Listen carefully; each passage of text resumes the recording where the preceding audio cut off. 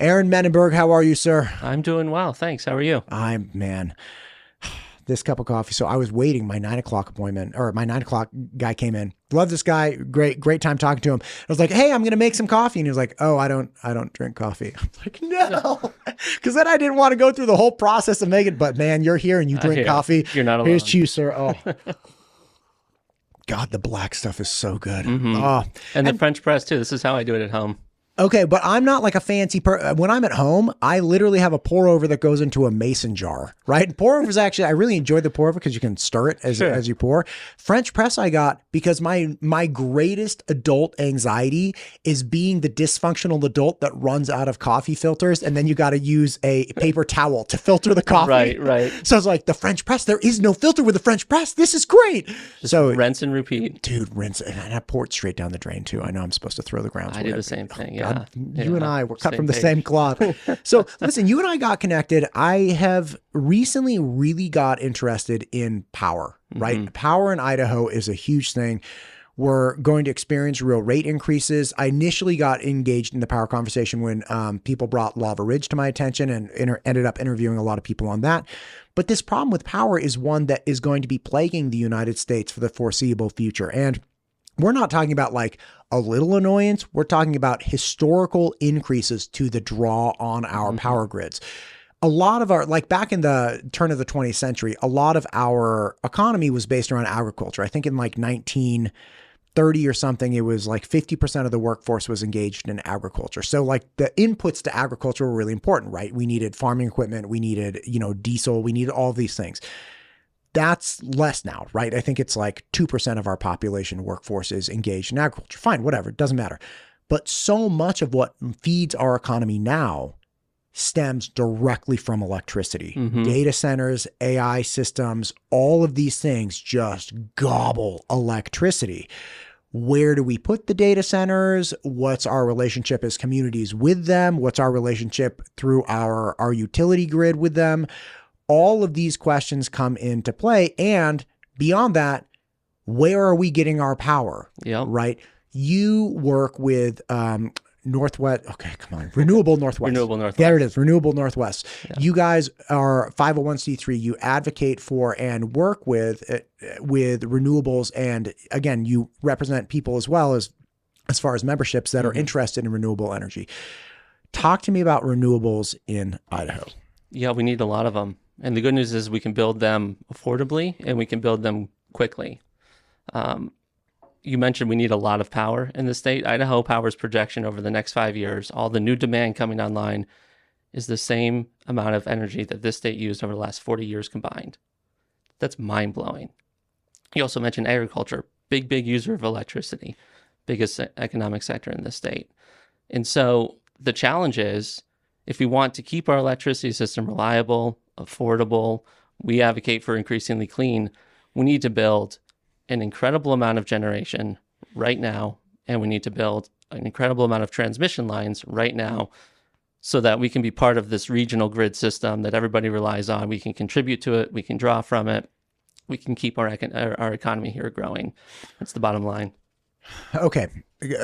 Question for you. When you say ag is the biggest user of electricity, right? Like it's a big one. It's a big one. Yeah. And is this generally just for like irrigation, just pumps and stuff? Yeah. For the most part. I mean, you talked about our rates are going up. Idaho Power's rate case, 17% increase for irrigators. That's a massive chunk of their inputs from a cost perspective. As an industry, there's debates. Can we use agricultural land in the state to build wind farms, solar farms?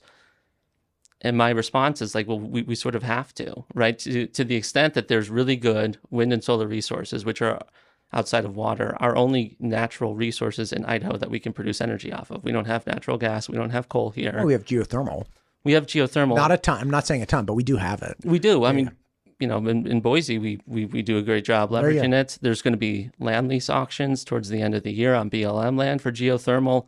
If it can be done affordably, reliably, quickly, that's fantastic. We're going to be very happy to see that happen. But talking about the pace here, once something gets sited and permitted, wind and solar can go up in 2 or 3 years and hit the grid right away. Natural gas is like 5 to 7 years. Nuclear is 10, 15 years if you're lucky. We're not anti anything. We're just pro now. We're pro what can we build now that's affordable, that produces reliable electricity, that can get connected to the grid right away, so that we can sustain this economic boom that the state is having, this population increase that the state is having. I think the projection is 20% growth in the next 10 years in the state. If we don't have power to support that, that's how businesses go out of business. That's how people lose jobs. That's how businesses decide not to invest more. That's how 18-year-olds here decide to go to college out of state, or 21-year-olds finishing college don't return home because there's more opportunity elsewhere. This is the lifeline of our life. Right. When you talk about power and supplying power, there are inherent limitations with, let's say, wind and solar. Okay, that just exists, right? Mm-hmm. You're not producing power 24 hours a day. You can't turn it on and off, right? So it's not like if we have a spike in utilization or something, we can just make the clouds go away, or spin the moon right, around and get the sun back up.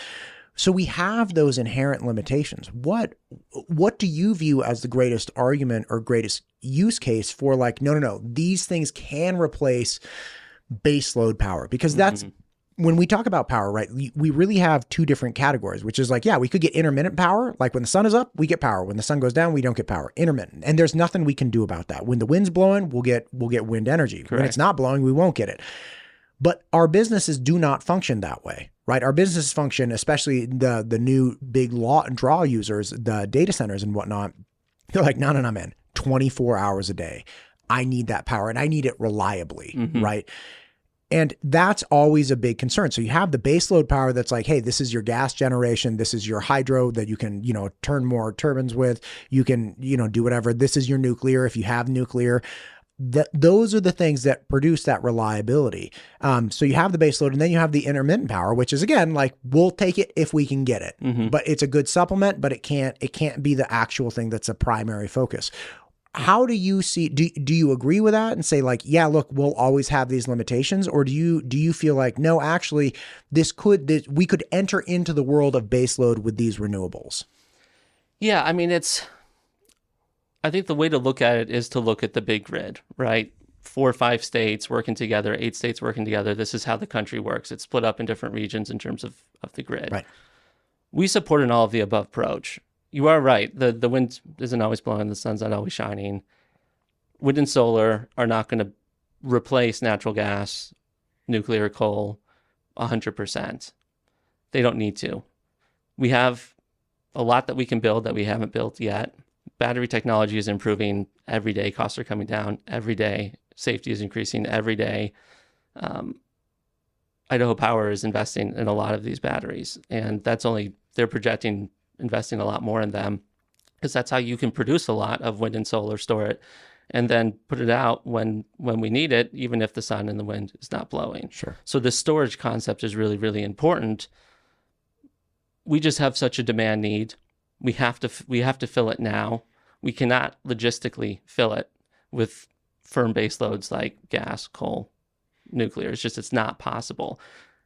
And so there's this necessity to build wind, solar. You add storage to that, you really extend how long it's able to service a grid over a 24-hour period. At the same time, there's still going to be natural gas to support it. There's still going to be hydropower for us to support it, although that's a diminishing resource. That's contributing to the need to build a lot more, as that's becoming less and less a percentage of where we get our electricity from. And how do you mean? The water flows are not what they used to be. And so if you look at how much it contributes to the energy mix of, say, Idaho Power over the last 10 years, it's less now than it was 10 years ago. And it does sort of fluctuate, Gotcha. Up and down, but the trend is not looking good. And the ability to just replace that with more hydro, I mean, the politics around that, I think, are probably pretty impossible. Sure. Okay. So what you're saying is, it's not just that as a percentage of overall energy utilization, like if we double the energy usage, but we keep the amount of hydro that we're generating, the same megawatts, then the percentage would go down. It's like, okay, so it used to be 10%, now it's 5%, right? Something like that. But what you're saying is, no, the gross generation, the megawatt hours that they're generating are less from hydro in a downward or at least slightly downward trend over the last 10 years. Correct. Gotcha. So, and that's obviously not like, okay, well, if we've lost, let's say 10% of our hydro capacity, let's just build another hydro generation dam because that's a good idea. It's like, well, yeah, some people think it's a good idea. A lot of people not. Yeah. Right. Yeah. That'd be a difficult task. So bottom line is you're saying, look, we need the generation of wind and solar, all of the above approach, but these are things that we can jump on sooner rather than later. You know, the other thing that battery technology can really only go so far, right? Like in the near term, we can say battery technology is always improving, but it's like, if it improves 3% per year, that's not really going to do the trick. But one thing that I got educated on recently is that because we have run of river dams, right? Hydroelectric that just produce power as the river goes. But we also have storage dams, right? Like Hell's Canyon, we can turn on and we can turn off like a faucet. And so we have this water, essentially potential electricity from water stored like a giant battery in Hell's Canyon. And we can use that battery as we like. If we have more clean energy, right? Like say we doubled or tripled the amount of solar that we have. As we have more of that, we can delay the time that we turn on Hell's Canyon. We can also delay the time that we use Hell's Canyon for when we have cloud cover and we're not generating as much with solar. So there's the direct battery technology where it's you charge a battery on the ground right next to the solar panel, wherever they might be, but you charge them using that solar. But we can also use our other energy sources as battery style things if we had more solar as well. So it's almost like a two-tiered battery system.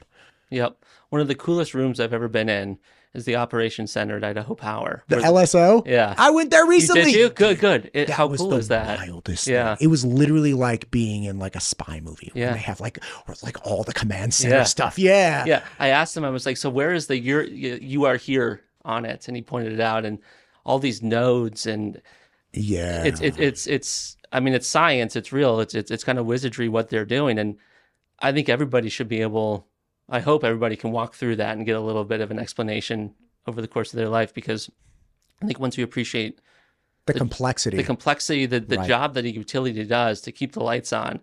I mean, I will say, like, I get frustrated with Idaho Power all the time when I work with them on issues, but they're fantastic people. And we have one of the best utilities in the country right here. We're super lucky to have them. They do a great job. And being able to see them do that work in real time, it's just, I think it really, even for someone who works in the industry, kind of hit me in a way where I realized this is super complicated. But it's actually, the solutions are really easy. We have to build more generation and we have to build more transmission. We have to be part of that grid, that regional grid, be really good participants. We can buy cheap solar electricity from the desert Southwest, from Southern California, when it's really expensive. I know. The state that shall not be named. I know. But we do. We buy from their desert, especially in wintertime. They have a glut and we have a need. And we save a ton of money doing it. Right. And then when the sun goes down in California, we sell them some of our power, and the money that gets made off of that reduces our electricity bills. Like, this is a win-win. Like, we're all in this together. And so just building stuff responsibly, contributing to the grid helps us have an energy system that is reliable and affordable. And as I said, we prefer increasingly clean. Okay, so help me understand that. When you're saying, hey, look, we have this great solution, and, like, Aaron shows up, he's like, look, I got the solar panel. It's lit. This solar panel's awesome. Like, let's put this out there. What is it that you feel what is it that you would, when people push back and they're like, I don't want that. Why are they pushing back? And why do you think those people are wrong? Yeah. So there's a big tension here in Idaho between farmland and renewable energy, because for the most part, the best wind and solar resources are located in the same parts of the state where there's been a long history and tradition of farming. Jerome. Yeah. Some of those farmlands are still really productive. Others are not, right? And when there is, when Jerome County, right, they're in a moratorium right now for renewable energy development. They said, we're putting this in place for 6 months. You can't even apply. for a permit, and we're going to put together an ordinance, or basically a law, that will determine if we're going to allow this to happen, and if so, how, right? And that's within the Jerome County Commissioner's bounds, right? So exactly. That doesn't apply to BLM land. That doesn't. It's only for the privately owned land in Jerome. Got it. So if I was a farmer, I'm like, look, man, my yields are too low. Like this isn't penciling out. I either want to stop operation completely, or I want to supplement it. Say I have a center pivot, right? Right. Like, okay, well, look, if I have a center pivot, right? Or let's say I have 100 by 100 square, right? And so that's how many square feet is that? 10,000 square feet, right? And I have a pivot that goes around that, right? So that's going to be 50 foot radius, right? The actual area that's covering, I have 10,000 square feet, but that center pivot is only going to be able to cover roughly 7,500 square feet. Right. So I have the delta there of 2,500 square feet. So if you put a bunch of those circles together, you have those edges that come together that are viable for instance, solar or something like that. Right. Now, again, I'm not like pitching sales. I'm just like, this is cool. I'll bring you out with me next time. I would love to go see it. So like people do that though, right? Like there is a world where people can utilize areas of their land that are not producing, and they're not able under their current irrigation. 100%. It's not necessarily the pockets that aren't covered by the pivots, but when you're talking about hundreds of acres or thousands of acres, there are areas where they can generate more revenue more consistently off of leasing that land for renewable energy development. Plus it's a 30-year lease, right? So like this is guaranteed income. You know what you're going to get. You're going to get it for 30 years. If you have a lot of land that is not farmable, that is not grazable, your option may be, I'm going to have to sell this land, or I can put some solar or wind on it. Because you're still paying property tax. Because you're still paying property tax. And this allows the farm to stay in the family over generational change, all of that.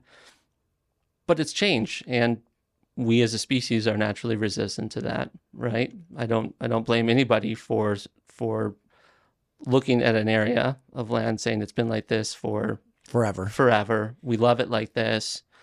We don't want to see solar panels go up. We don't want to see a wind turbine here. I get that.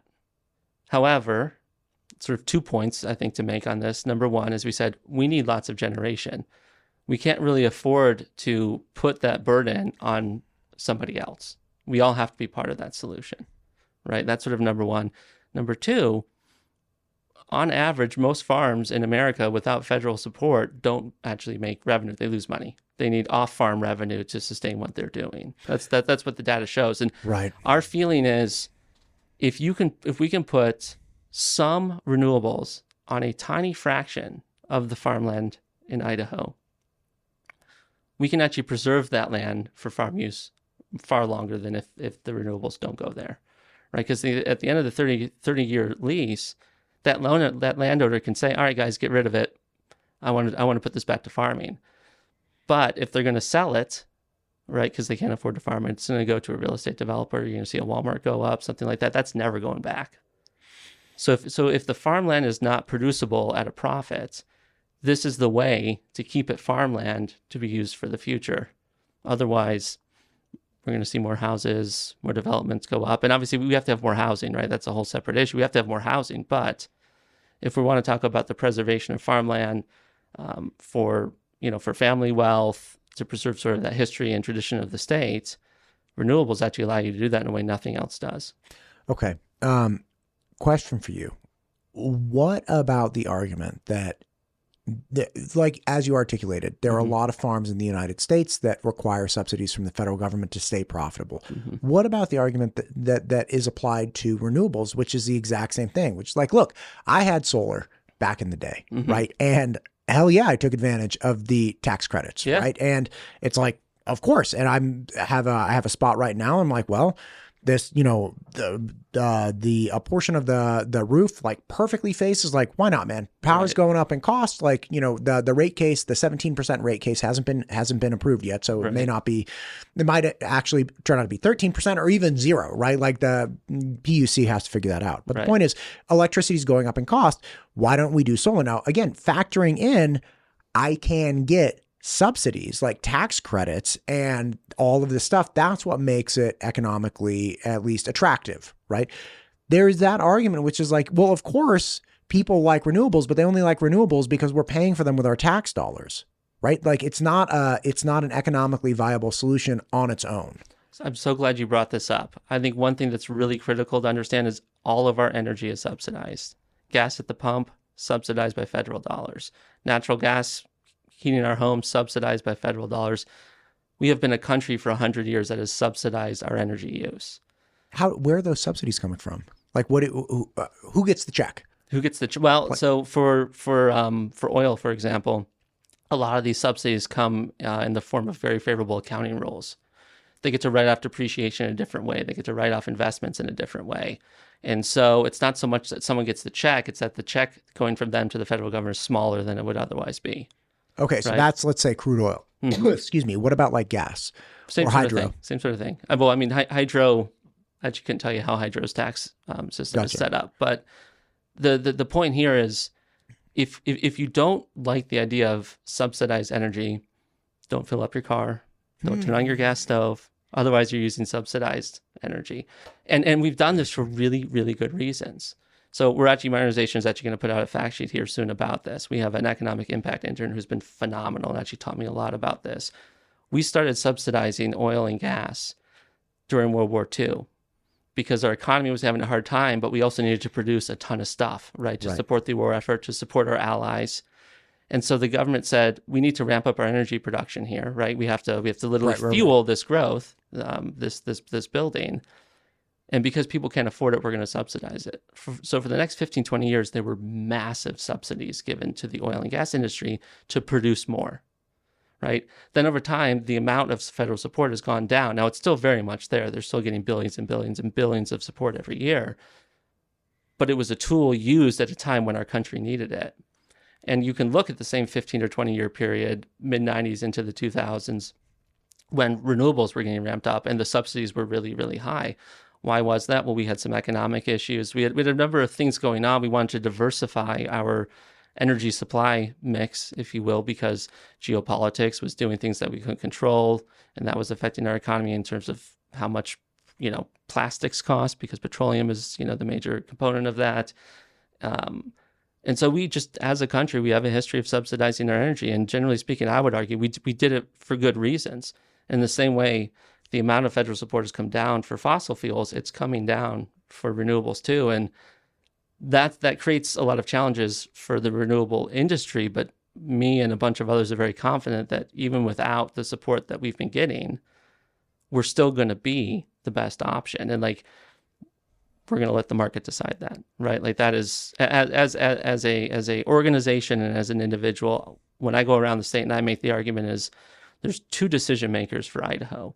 There's the market. Let's not do anything to create incentives for or against renewables or anything else. Let's just let the economics of the market decide the prices of what's going to be most affordable for us. Right. The emotional tie when you say solar with people, they're like, whoa. Yeah. And it's like, wait, whoa, slow down. Like I could have said like, confifi, like just like stop the idea of like people have such a knee-jerk reaction. They're like solar. It's like whoa, man. Like I'm talking about making a little kilowatt hour. Like that's it, man. I'm not forcing anything on you. Right. And then the other are the communities, right? Like as I said, we all need to be in this together. I think it would be super helpful if we all came around on the idea that yes, we have to build more stuff. Listen, the community benefit, and we all need this to be in together. I don't think that plays with the United States populace anymore. It doesn't. Right? It doesn't. Like you take education. If you say, hey, we need an educated populace, you got to pay taxes because it's in your best interest to have educated kids walking down the street. You don't care. Right. Like the average person's like, I don't give a squat. Like let that parent deal with those problems with educating that kid. What you have to do is bring an individual value proposition to people now. So you don't say you need, or like the community needs educated children because nobody cares about the community in the abstract. Right. So what you say is, hey man, here's the deal. If we don't fund education for like this boy and this girl, they're 6 years old right now. Their parents can't pay for it on their own. In 12 years, the probability that she'll engage prostitution and he's going to be selling drugs and potentially a thief, those probabilities go up significantly. Now, God forbid that happens with those two, but in the absence of an education that allows them to present something viable in exchange to society, like I can weld, I can do math computations, I can do hair, I can do whatever, like doesn't matter to me, whatever people want to do, you have to be educated, trained, enhanced in your offerings to the world in some way. So if you don't want more theft and more illicit activity, you should want an educated populace, because the last time we arrested a computer science PhD for drug dealing and prostitution was, I don't know, never, right? Because they have something to offer the world. Right. So what is the individual value proposition? Because you're like, look, we're in this together. By the way, I don't disagree with you, right? Like understanding that we collectively as a grid, as a Western grid, take losses at different times to essentially supply power to each other. It's like we have hydro when we don't need it, we sell it to Washington. And when, you know, the southern part of the country has solar, they sell it to us at a loss in the winter because they have nowhere to put it and we really, really need it. Like we're all taking losses. So we're all in this together. But is there a value proposition for the individual to understand this in a different way? Because just saying like, look, we need to do this together, nobody's moved by that. Yeah, I mean, we can ground it in certain ways, certainly. So we did some calculations at Renewable Northwest, and we figured out. You want a little top off here? You want? No, I'm good, thank you. As an estimate, we figured out that the projected growth of demand in Idaho for 2025, not what we were already using, but what is the additional amount we're going to use this year, right, compared to 2024, is worth somewhere between 84 and $168 million in economic activity in the state. That's the projected growth. Yes, the projected growth in 2025 is worth that amount of economic activity. Okay, now when you say the projected growth, I don't understand what you mean. Sure. So let's say in 2024 we used 100 units of energy. Great. Right. Let's say in 2025 we're using 115. 115. So the projected growth is at 15, right? It's that difference. That amount is worth between 84 and $168 million of new economic activity. And the new economic activity, you're saying with that 15 delta, that will enable another coffee shop to open. That will enable another a certain number of employees at Micron. That will enable INL to do something. Yeah. And without that, the coffee shop, Micron, and INL will not be able to grow appropriately. Correct. Gotcha. So supplying that power is worth, let's say, $100 million. Okay, great. Keep going. Yeah. So that's at the macro scale, right? But let's say I'm out in Jerome, right? And I'm at a hearing, and which, by the way, they haven't had this yet, but they're going to have some hearings coming up, and there's going to be people talking about whether or not they want this. I ask questions. Right? What has it been like here in the last 10 years? What's the economy been like? What's your experience been? How's the farm doing? How's the diner doing? Whatever. Right. And, you know, I don't want to mislead them. I don't want to tell them there was that direct thing, and without this, there won't be that. But I will tell them, like if things are going well and you want them to continue going well, you have to do that for this reason, right? Like that's not going to guarantee things keep going well. But without this, we can say pretty certainly that things probably won't go as well as they have been, right? And when you start having those conversations at the local level, people start to get it in a way that they don't when they're frankly just listening to you and me here. And so the solution that you guys are bringing then is like, hey, let's engage private property owners to see if there is a design or there's a world or there's a situation where they could look at engaging in power generation and saying, okay, look, I got 1,000 acres. Okay. And I actually do have I got like 50 acres that aren't doing anything. Right. And what you would say to them is, okay, could you consider doing a lease, or could you consider us engaging you in this way for power generation that improves your bottom line and doesn't take anything away from you? Because you're not advocating for, hey, you got 100 acres of corn, let that go. Correct. Right? Like, let's actually just put solar panels over it. You won't be able to grow anything. No problem. You're like, no. Let's see if there's a place that is like southern facing, for instance, right? It's like on the southern slope of a hill, and you can't grow anything on this hill because the slope is too great, and you can't water it, and you can't farm, whatever. We could make power here.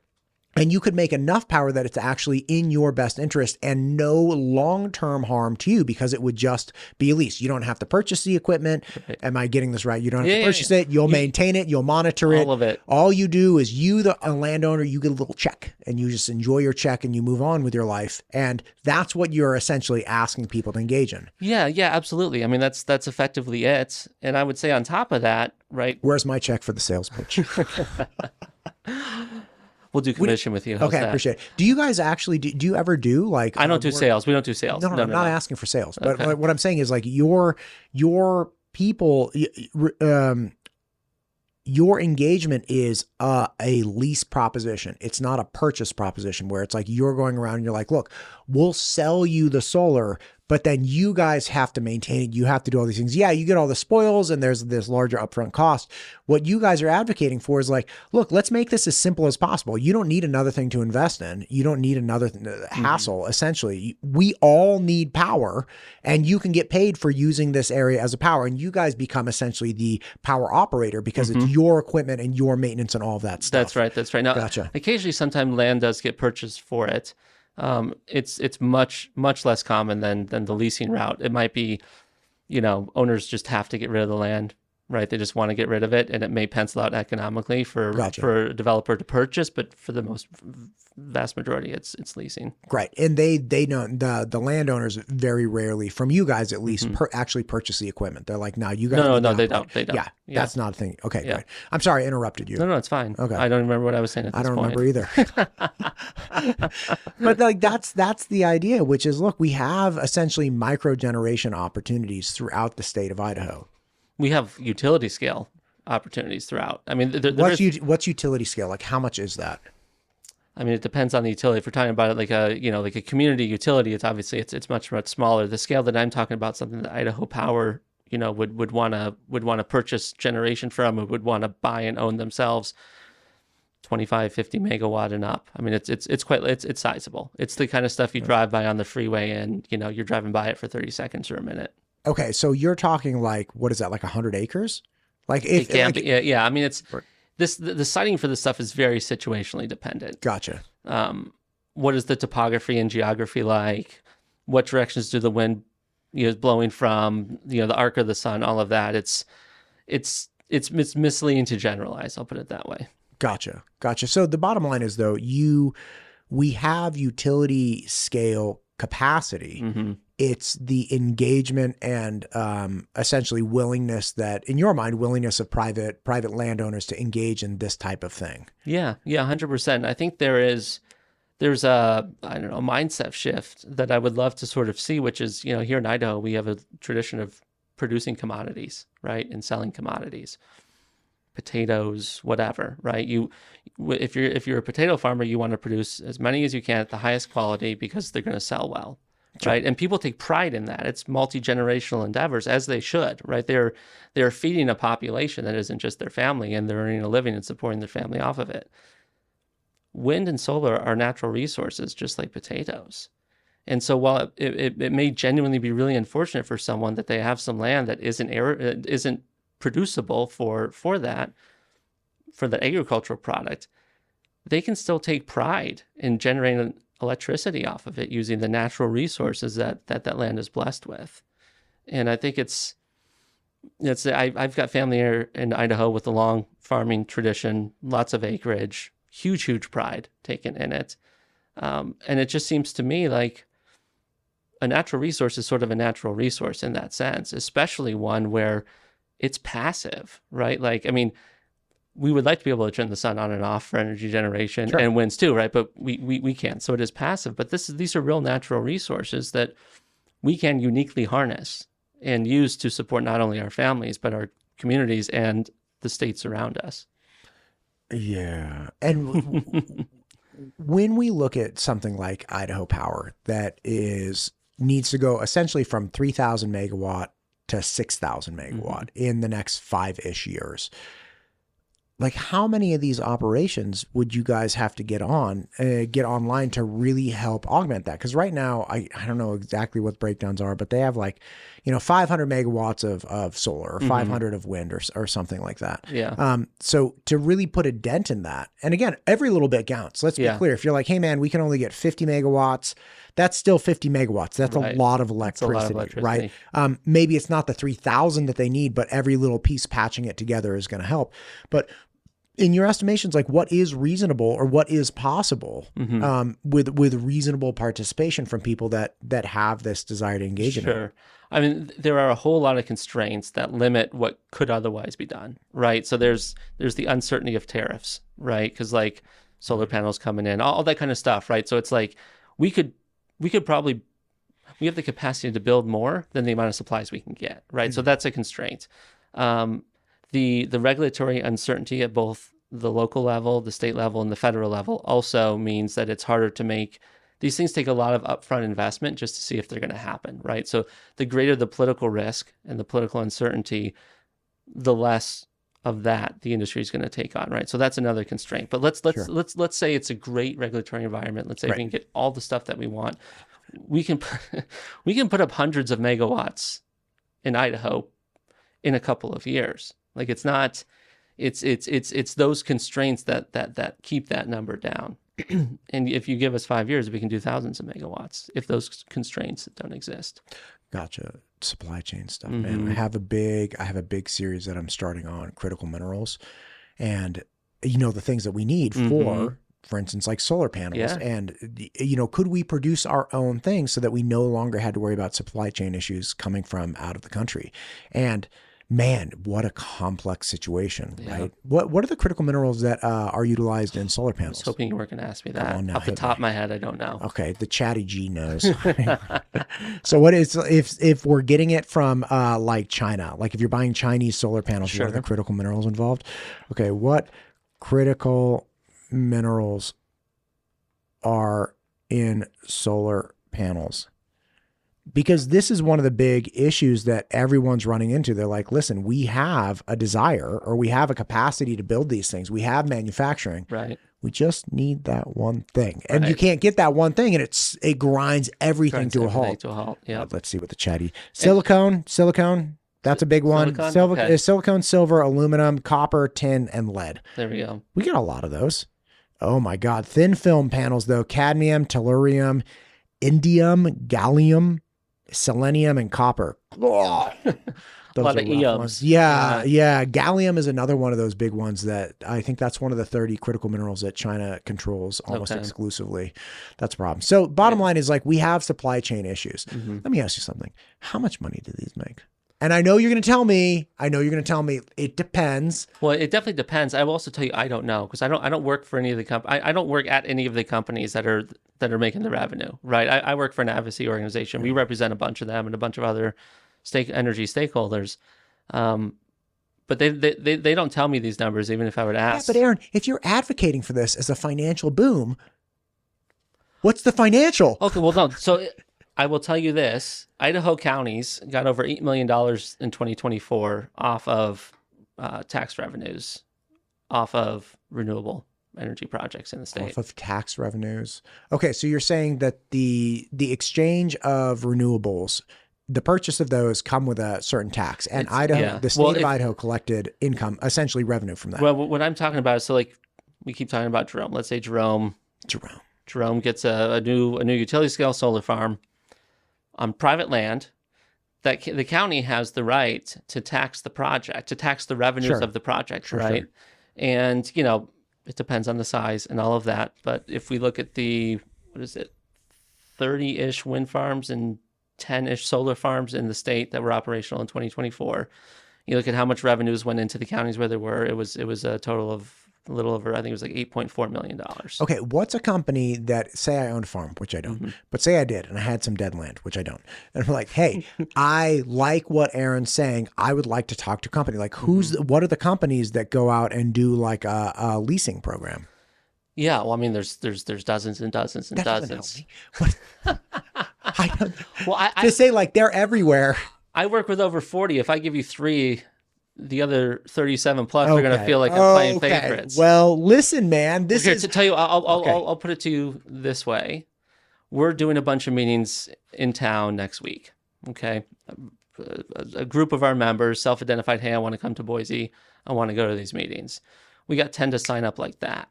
This is a really good state for the renewable industry because we have a lot of wind and sun, right? And 42 of our 44 counties allow for that development to happen. But your members aren't landowners, right? Your members are people that are just interested in our companies that are interested in advocating for renewable. Well, are interested in building and operating renewables. I'm the advocate. They're the ones who do the exploration. They sign the leases. They come out. They build the stuff. They operate it. They sell that power to Idaho Power or Pacificor or Avista, whichever utility they're tapping into. Gotcha. Yeah. Man, this is wild times. So, and you have these meetings next week? Yeah. Where are the meetings? I mean, they're all around Boise. We're meeting with state level decision makers. This private meetings. These are private meetings. These are private meetings. These are private meetings. But I will say, come out to actually here if you want a blockbuster of a public meeting. September 10th, Ada County Board of Commissioners are going to be voting on a zoning ordinance rewrite for like all aspects of the zoning code, including solar energy. We had a hearing September 10th. September 10th. We had a hearing a couple of weeks ago for them to take public testimony. I'm going to guess it was at least 98% were there to speak specifically about the solar component. There were twice as many supporters of solar as there were opponents. And now we got some engagement to do to make sure the commissioners go through, with the right decision. But what they're considering would be an effective ban. And going back to this, we're all in this together. Ada County is the largest source of economic growth and population growth. We are the biggest drain on our energy system. We're the biggest driver of the growth. If the county commissioners here decide, like, you know what, we're not going to do this here, it's going to be on the rest of the state to pick up our slack. Imagine how much more people are going to dislike the 1A license plates when we drive out of the county. You're saying that the county commissioners on September 10th are going to essentially decide whether or not to ban, like, not individual solar panels, but utility scale solar on private land. On private land. So they'll say, like, hey, no one. So, like, say I have an acre. I'm like, I want to put solar panels onto this acre. And they'll be like, well, I don't think it's utility grade, but like, if it was, they'll be like, no, you can't do that. Pretty much what they're looking at is saying you can do it, except if you have this type of land and this type of land and this type of land. And when you actually put those land areas up on a map, it's an effective ban. There's no room left that would be worth putting up that scale of a solar farm. This is getting crazy.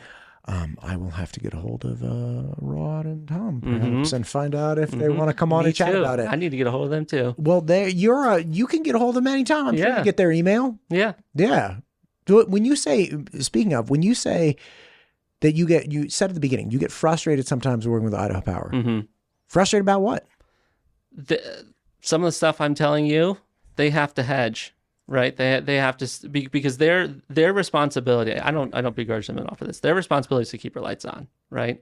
And they get a guaranteed rate of return, so they're going to do it however they need to, right? If they have to buy 100% of the power we need from out of state, they'll go that route because that's their job, right? That's their license to operate is based on them keeping the lights on, right? That's how our system is set up, and they do a really good job of it. I mean, like a really, really good job of it. Yeah, they do a great job. And at the same time, they're putting out these projections, right? They do a 20-year plan every 2 years. It's required by law. It's the integrated resource plan. It's like it's like the Bible, for this industry. They're saying this is how much we're going to need to supply, and this is how we're going to do it. It's going to be this amount of new generation, this amount of new imports, and all of that. But at the end of the day, that they don't have to follow that plan because they just have to get They don't have to take that route. They can take any number of routes along the way, make detours, et cetera, as long as they get to that endpoint. Because of that, they don't have to go out and say what I'm saying, right? They don't have to say, like, if we don't do this, then this will happen. Because for them, it's like, well, this is just going to happen. It's like, okay, well, there's that affordable piece that the rest of us care about, right? And they care about it too, right? They don't love going in front of a utility commission and making the case for a 17% increase. Right. Like nobody likes doing that. But they'll do it if they have to. And they're having to do it right now. I would love, when I go out to a county and go to a meeting, sometimes I see them there, sometimes I don't. I want to see them there every single time, making the same points I'm making, because I can make the points, but they're the ones who have to deliver, right? And it's a lot easier to make my points land when the people who are delivering are there saying the same thing. And they're saying the same thing. Like if you read that IRP, if you read some of the stuff they put out, it's there, but they don't go out and amplify it. And what that does is that leads to, I think that leads to some sentiment where people think, oh, I like nuclear, let's just do nuclear. I don't care about natural gas, let's do more natural gas. But unless someone's coming in behind and saying, but we can't afford to wait that long, that's an attitude that leads to really bad outcomes. And right? You think people are articulating that nuclear is a near-term solution? Well, they're certainly articulating it as a solution that they want to see, but they're not speaking to time frames. Right? It's that timely component that gets left behind. And that is, to me, the most important piece of all. Right, because we need safe, reliable, and we need it now. Yeah. We don't need it in 10 years. Right. Yeah. I mean, obviously, it seems like the answer is all of the above, right? Totally. Like you need near-term increases. You need. Totally. I'm really curious about this Ada County thing, because that really veers into private property rights. Like I could see somebody saying, like, "Hey, man, don't put a windmill in the backyard." But if you're talking about like a solar panel, you're talking about like earth. There's like, listen, okay, tell me that it can't be more than 10 feet off the ground, or tell me that it can't be, wherever. But like I could grow 100 acres of tulips. Right. Nobody's going to say anything about it. This will be really interesting. I need to get a hold of them and see if they'd be interested in coming on, because there have to be considerations that I'm missing. Like I understand, and again, I understand sure. With something like a windmill, it's like, I don't want a 700 foot windmill popping up into the neighborhood. Okay. Yeah, that makes perfect sense. Right. And the damage involved. But solar seems like one of those, so innocuous. It's like, who cares? Yeah. Right. Like you have solar panels or you don't, who cares? Kind of sits there, and over the course of the day, it might rotate a little bit to stay with the sun, but there's not much movement there. I mean, it's the opposition. There's 4 hours. There was 4 hours of public testimony given. You can watch that, see what people are saying. Odds of me watching 4 hours of public testimony are so slim. I sat through it myself. It was great. How was it? It was incredible. It was incredible. It was riveting. It was riveting. Riveting. But I will say that what is genuinely really cool about it is people took time out of their evenings to show up and wait in line to speak for 3 minutes. Right. Let me ask you this: of the people, you're saying twice as many people were for it.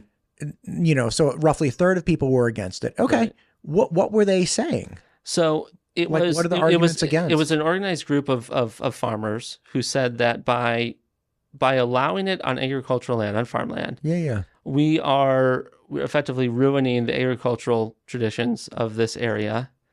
And if we allow some of it to go over to solar, farmers will figure out that they can make more money off of that, and it will just have this cascading effect, and we're just going to lose all agriculture.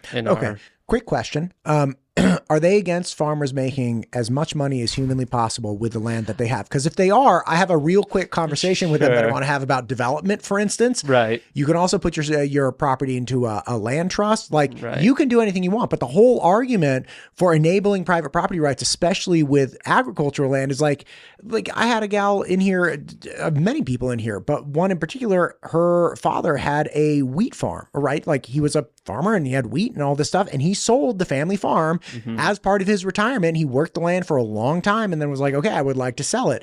So saying like, hey man, you can't do that. You can't put up a solar panel. You could sell it to a developer, but you can't put up a solar panel. We're going to stop you. It's like, that doesn't seem, and again, I don't know anything about it. So if one of those farmers is listening, I would love to understand this, because it has always been my understanding that farmers predominantly want private property rights. Right. They're like, I should have the right to sell it to a developer if I so choose. I'm not advocating for that, but people advocate for private property rights. Right. But to say like, I'm cool with a condo going in, I'm not cool with a solar panel. Yeah. It's like, why? Well, so there were, to be fair, there were a few of them who got up and said, let's not allow any type of development on farmland. Okay, great. So at least you're consistent. That's right. There were a number who were consistent. There were a lot who were just very specifically against solar.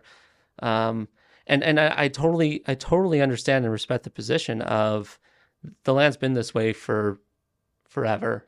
and there's value in land being used like this forever, and let's make sure it's our land. Like I get that, but the macro need is just such that none of us can afford to say absolutely not, never here, right? Like we need to have like the process that we're advising the commission to accept is one that says you can do it here if you meet all of these conditions, right? And you make it a transparent, thoughtful process. That is something that our industry prefers because we know what we're going into. We know what we have to do. We know we know what we have to deliver, right? And if we show you how we're going to deliver and you say no, well, at least we've gone through that process. It's been fair, right?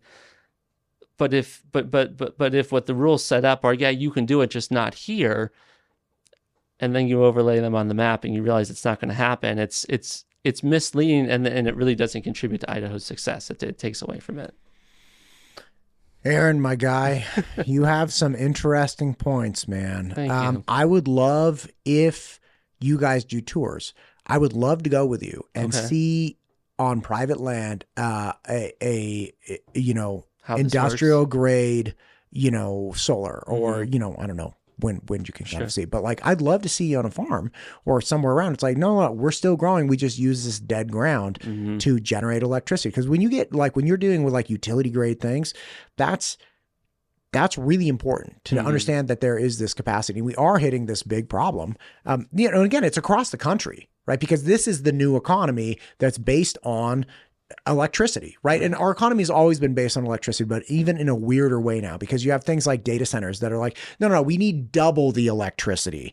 And if we don't have that, like your Chatty G isn't going to work, right? Like, or however people utilize the internet and data, like we need that stuff, even if not for, low end commerce or whatever the commerce might be, we need that for defense. We need that for research. We need the power for production and everything. Like, we need it now. It's always been now. That was actually, interestingly, in part of my nuclear series that I've been doing, that was one of the histories of power in the United States.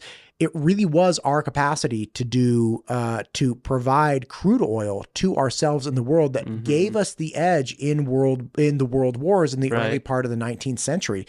That people were like, oh my God, the United States is like this monster. And it was because we had power. It's because we had fuels that allowed us to do that, which is why, when we started getting nuclear, you had this gigantic emergence of an anti-nuclear, organization. Anyway, look, I want to go out and see this stuff. I want to see, and I want to find out how much money people make. It's like, maybe that's the play. Buy a farm and put solar on it. Put solar. Yeah. Well, I mean, buy the worst land you can from a farming perspective that also gets a lot of wind or a lot of solar, and you can probably make some pretty good money. Like I want a southern facing hill that's too steep to grow grapes on, and be like, well, I'll take that off your hands for like, $10 an acre. Because they're like, he ain't ever going to grow anything on it. I'm like, I know, I'm growing watts. A lot of the people who got up and spoke in favor of allowing solar in Ada made basically that point. There was a woman who got up and said, look, I live in unincorporated Ada. I have a bunch of land that if you pass this ordinance will be included as land that you can put solar on, that I have no other use for. I can't farm it. It's terrible soil. I can't graze it. There's not enough grass. I can't do anything with it. I could put solar up it, but if you pass the ordinance like it's written right now, you're going to make that impossible for me too. What am I supposed to do with this? God, man. Yeah. If that lady's listening, get a hold of me. Hey, Ron, I appreciate you, sir. I've really enjoyed this. Let's keep this conversation going, because I don't think there's a world where we stop going after things like wind and solar. I think it's going to be an ever evolving conversation. And again, every person I've talked to that's in a decision making position has said, look, everything's on the table. And again, understanding more of what renewables are and what they are not is, I think, really important. Like we kind of touched on, it's like there's this knee-jerk reaction if you say, renewable energy. People are like, oh, it's the tree huggers. It's like, yeah, or I like my computer turning on. Either way, like however, or hey, I have this land and I'd like to supplement the income with something coming out of here. So again, all important things. So please come on again. Let's do this again. Let's rock and roll. I'd love to. Thank you. God bless it.